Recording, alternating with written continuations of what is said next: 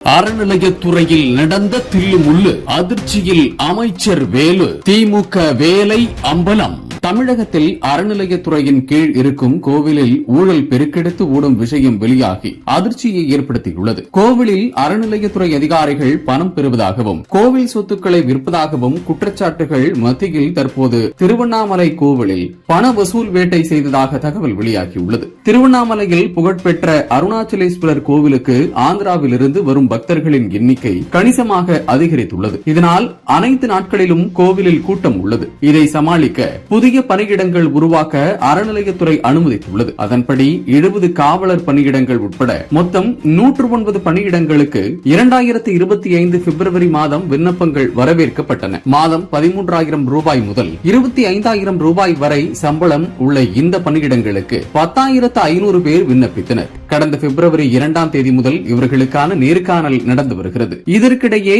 இதில் சிபாரிசு முறைகேடு நடந்துள்ளதாக குற்றச்சாட்டு எழுந்துள்ளது. தேர்தல் நெருங்கி வருவதால் சொந்த கட்சி மற்றும் கூட்டணி கட்சி நிர்வாகிகளை கவனிக்கும் வகையில் அவரவர் தகுதிக்கேற்ப எண்ணிக்கையில் பணியிடங்களை பரிந்துரைக்காக பிரித்து கொடுத்துள்ளார் மாவட்ட பொறுப்பாளர் அமைச்சரான வேலு. அவர்கள் பரிந்துரைக்கும் நபர்களின் பெயர்களை இறுதி பட்டியலாக தொகுத்து அமைச்சர் வேலு வழங்குவார். அதன்படி பணி நியமன ஆணைகளை வழங்க ஏற்பாடாகியுள்ளது. இதில் ஒதுக்கீடு பெற்ற நிர்வாகிகள் பணியிடத்திற்கு தலா 8 முதல் 12 லட்சம் ரூபாய் பெற்று வருகின்றனர். அது மட்டுமல்லாமல் தாங்கள் பெற்ற ஒவ்வொரு பணியிடத்திற்கும் 3 முதல் 4 பேரிடம் வசூல் செய்கின்றனர். இந்த தகவல் அமைச்சர் ஏவாவேலு அதிர்ச்சி அடைந்துள்ளார். 10,500 பேர் விண்ணப்பித்துள்ள நிலையில் 109 பேருக்கு மட்டுமே பணி வழங்கினால் வாய்ப்பு கிடைக்காத மற்றவர்கள் தங்களுக்கு எதிரான மனநிலைக்கு வரக்கூடும் என்பதால் தற்போதைக்கு நேர்முக தேர்வு மட்டும் நடத்தி தேர்தலுக்கு பின் பணி ஆணை வழங்க அமைச்சர் முடிவு செய்துள்ளதாக கூறப்படுகிறது. ஆனால் கட்சி நிர்வாகிகளோ ஆட்சி மாற்றம் எதுவும் நடந்துவிட்டால் பணி நியமனத்திற்கு பணம் கொடுத்தவர்களுக்கு பதில் சொல்ல வேண்டும் என்பதால்